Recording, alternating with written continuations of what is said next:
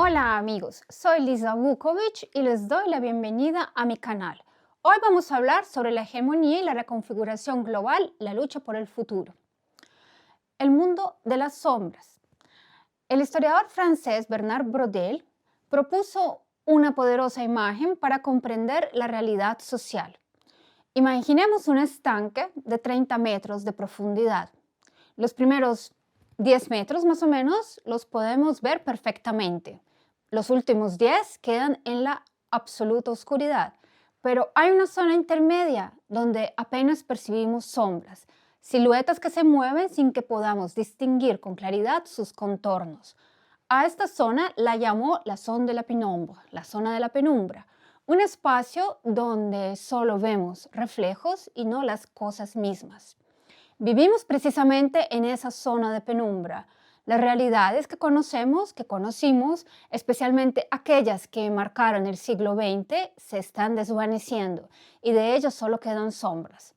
Al mismo tiempo, las nuevas realidades emergentes apenas comienzan a proyectar sus siluetas, sin haber adquirido aún consistencia plena. Esas sombras se mueven, se entrelazan, danzan sin un anclaje firme. Para el investigador o el historiador, que también debe ocuparse del presente, esa danza de sombras plantea un desafío fundamental. Carecemos del aparato conceptual necesario para analizar lo que está ocurriendo. Las categorías que actualmente usamos como Estado, mercado, sociedad civil, izquierda, derecha, fueron acuñadas para comprender un mundo que hoy ya no existe. Hoy nos adentramos en una época crítica sin poseer las herramientas intelectuales para descifrarla. Uno de los debates centrales de nuestro tiempo gira en torno a la noción de hegemonía. Si Estados Unidos ha perdido su condición hegemónica, estamos frente al nacimiento de un mundo multipolar, son cosas que podremos entender si primero definimos el concepto de hegemonía en el marco del sistema capitalista mundial. La historia moderna ha conocido tres grandes ciclos de acumulación de capital. El holandés, que va desde finales del siglo XVI hasta finales del siglo XVIII, el británico desde mediados del XVIII hasta comienzos del XX, y el estadounidense, que se extiende desde la última tercera parte del siglo XIX hasta nuestros días. La hegemonía plena, el momento de máxima supremacía, es siempre más breve que el ciclo mismo. Por ejemplo, Holanda dominó aproximadamente entre 1615 y 1670, Gran Bretaña desde 1815 hasta finales del siglo XIX. El caso de Estados Unidos es particular, pues ha experimentado dos fases hegemónicas distintas. La primera, como Estado-nación, se extendió aproximadamente desde el 45 hasta mediados de los años 70. La segunda, como conglomerado de corporaciones transnacionales, emergió desde el colapso de la Unión Soviética y se mantuvo hasta mediados de la primera década de nuestro siglo. Entre ambas fases, entre finales de los 60 y comienzos de los 70, se produjo una transformación silenciosa pero profunda, que fue el asesinato de Kennedy, el impeachment de Nixon, la progresiva descomposición del Estado en beneficio de estructuras corporativas globales. Cuando la élite soviética capituló frente a Occidente, es decir, cuando Gorbachev vendió el país, no lo hizo ante un Estado, sino ante este conglomerado transnacional. Sin embargo, ninguna hegemonía ha sido absoluta. La Holanda del siglo XVII poseía la economía más desarrollada y la flota más poderosa, pero nunca fue una potencia militar terrestre. Primero España, luego Francia, que dominaron los campos de batalla europeos. Gran Bretaña sobre los océanos, pero su ejército siempre fue débil.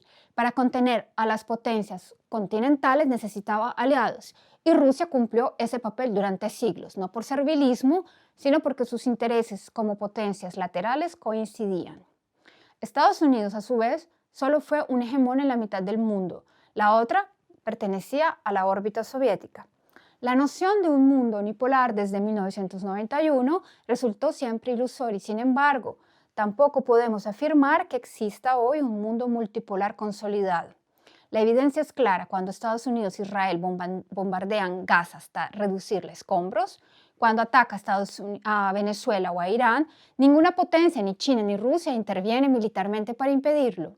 La hegemonía de Estados Unidos, aunque erosionada, conserva su capacidad de acción y que ningún otro Estado tiene y ni puede igualar. Lo que observamos no es tanto el fin de la hegemonía, sino su transformación en una forma más difusa y mucho más sombría. Lo que realmente está en juego no es tanto la disputa por la hegemonía global, que es un concepto ya tal vez obsoleto, sino la competencia por la configuración de macrozonas económicas y políticas. Trump, más allá de su retórica, no es un nacionalista, es un globalista de viejo cuño que reconoce la necesidad de replegarse sobre un espacio regional. Su proyecto remite a una idea surgida en los años 30 del siglo XX, que es el TECNAT, una macrorregión que abarcaría Norteamérica, es decir, Canadá, Estados Unidos, México, Groenlandia, la zona del Caribe, el litoral norte de Colombia y de Venezuela, es decir, el espacio que cierra el Golfo de México. Esa visión compite con otras. China aspira a construir su propia macrorregión, aunque su camino no está exento de obstáculos. La Unión Europea, por su parte, parece condenada a la irrelevancia estratégica. El conflicto en Ucrania ha acelerado la fuga de capitales hacia Estados Unidos, especialmente desde Alemania, y el continente europeo desciende hacia la semiperiferia del sistema mundial. Rusia también podría aspirar a conformar su propia macrorregión, pero el resultado dependerá crucialmente del desenlace del conflicto en Europa Oriental. El caso europeo ilustra una paradoja mayor. Quienes impulsaron la guerra contra Rusia están resultando siendo los principales perjudicados. La desindustrialización, la dependencia energética y la pérdida de competitividad empujan a Europa hacia una posición subordinada. Mientras tanto, las élites británicas, maestras en el arte de navegar las transiciones históricas, intentan preservar su influencia mediante alianzas selectivas y operaciones encubiertas como las que se despliegan en el tablero ucraniano. En Oriente Próximo, las sombras adoptan la forma de proyectos milenarios que reclaman su derecho a configurar el presente. El ataque contra Irán no responde simplemente a consideraciones estratégicas convencionales. Detrás de él se perfila una visión teopolítica de hondas raíces, el proyecto del Gran Israel, que reivindica para el pueblo judío las tierras comprendidas entre el Nilo y el Éufrates, según la interpretación literal del Génesis. El embajador estadounidense en Israel, Mike Huckabee, desató una tormenta diplomática al reconocer en una entrevista con Tucker Carlson que sería bueno que Israel controlara ese vasto territorio. Aunque posteriormente calificó sus palabras como una hipérbole, 14 países musulmanes condenaron enérgicamente la declaración. Pero Huckabee no es un excéntrico aislado, sino que representa a una facción poderosa de la élite estadounidense, los llamados sionistas cristianos, evangélicos que consideran un mandato divino el apoyo incondicional a Israel. Cuando esta convicción religiosa se combina con el poderío militar de la única superpotencia, deja de ser una mera creencia para convertirse en un factor geopolítico de primera magnitud. La muerte del ayatolá Jamenei abre un nuevo capítulo a esta confrontación. Para sus partidarios, Jamenei era la santidad de nuestro tiempo, para sus adversarios, la encarnación del diablo y del mal. Pero, más allá de las valoraciones, su desaparición plantea interrogantes sobre el futuro de la región. Irán no es solo un estado más, es el heredero de una civilización milenaria, es parte de los BRICS, un eslabón de la nueva ruta de la seda y un obstáculo para los planes de la configuración regional. Quienes celebran su debilitamiento deberían recordar que la liberación de Estados Unidos ha dejado tras de sí un reguero de cadáveres en Irak, Libia, Afganistán. Mientras tanto, Netanyahu propone la creación de una nueva alianza multilateral, un hexágono que incluiría a India, países árabes, estados africanos, Grecia, Chipre y naciones asiáticas, con el objetivo declarado de enfrentar al eje chiita radical y un emergente eje suní radical. Esta categoría engloba a Arabia Saudí, Egipto, Pakistán y Turquía, es decir, precisamente países que comienzan a acercarse entre sí alarmados por la creciente agresividad israelí. La estrategia de Tel Aviv parece clara: evitar la consolidación de un bloque sunita independiente que pueda equilibrar su poder regional. De otro lado, si vemos el concepto de gobierno profundo, Deep State, del que se habla tanto y que ha ganado tanta popularidad en los últimos años, es un término impreciso porque no se trata de una estructura formal del Estado, sino un entramado de intereses informales que utilizan al Estado en su beneficio, a menudo en contra de los intereses estatales declarados. La expresión más adecuada sería poder profundo, deep power, una alianza entre los elementos más activos de los servicios de inteligencia, el capital transnacional, ciertas facciones estatales y las estructuras supranacionales que compiten por asegurarse un lugar en el futuro postcapitalista. Este fenómeno no es nuevo. Inglaterra, desde el siglo XVI, constituyó un caso paradigmático de poder profundo antes de que existiera el término. Tras ser expulsado de Francia en el siglo XV, la nobleza inglesa y privada de sus fuentes de saqueo se sumió en la guerra civil. Para sobrevivir, se vio obligada a permitir que los campesinos ricos compraran títulos nobiliarios, creando una capa social dinámica y sin equivalente en Europa, la gentry. Simultáneamente, una serie de eventos como la caída de Constantinopla, el descubrimiento de América, la expulsión de los judíos de España, confluyeron para dotar a Inglaterra de un capital humano excepcional. Venecianos y sefardíes llevaron consigo conocimientos financieros y las mejores redes de inteligencia de la época. La reina Isabel I, considerada ilegítima por muchos, solo pudo mantenerse en el trono gracias a la creación de ese poderoso servicio de inteligencia inspirado en el modelo veneciano. Desde entonces, en Inglaterra, el Estado ha sido siempre un apéndice de estructuras más profundas.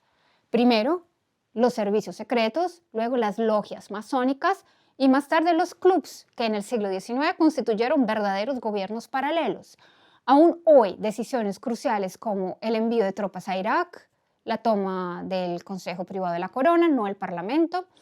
Y esta tradición británica se ha transferido parcialmente a Estados Unidos, donde el poder profundo comenzó a configurarse tras el asesinato de Kennedy y alcanzó su punto máximo con el 11 de septiembre del 2001.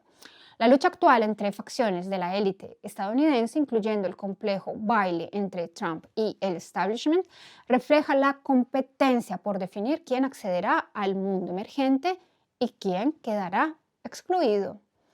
Nos encontramos, en fin, ante un problema claro, pues las herramientas conceptuales que tenemos heredadas del siglo XIX y XX ya son insuficientes para comprender la realidad del siglo XXI. Las nociones de Estado, mercado, sociedad civil, izquierda, derecha, fueron acuñadas para analizar este mundo que ya no existe. El mercado competitivo ha sido reemplazado por el predominio de los monopolios. El Estado nacional se erosiona ante el avance de poderes profundos y de las corporaciones transnacionales. La guerra civil se desdibuja, las categorías políticas tradicionales pierden significado. La construcción de una nueva ciencia social es muy necesaria ahora, algo así como una cratología, es decir, un estudio de los kratos del poder, que estudia el poder en un sentido amplio, superando la estrechez de la politología, que es lo que sentimos ahora, que no nos explican lo que podemos entender, y este nivel de violencia futura que será inverso a nuestra comprensión. Quienes carecen de teoría se ahogan en detalles. Quienes desarrollan marcos conceptuales pueden intervenir conscientemente en la danza de las sombras de las que hemos estado hablando, distinguiendo reflejos de realidades complejas y reales. La muerte de Jamenei, la guerra contra Irán, la lucha contra Ucrania, la reconfiguración de las alianzas en el Oriente Próximo, la competencia entre facciones de la élite global, todos estos fenómenos son parte de un mismo proceso. La transición hacia un nuevo orden mundial cuyo perfil apenas comenzamos a vislumbrar. Y en esta zona de penumbra, donde solo vemos sombras, la tarea del pensamiento consiste en aprender a leer los contornos de lo que aún no tiene nombre. Bueno amigos, eso es todo por hoy. Nos vemos la próxima semana. Chao.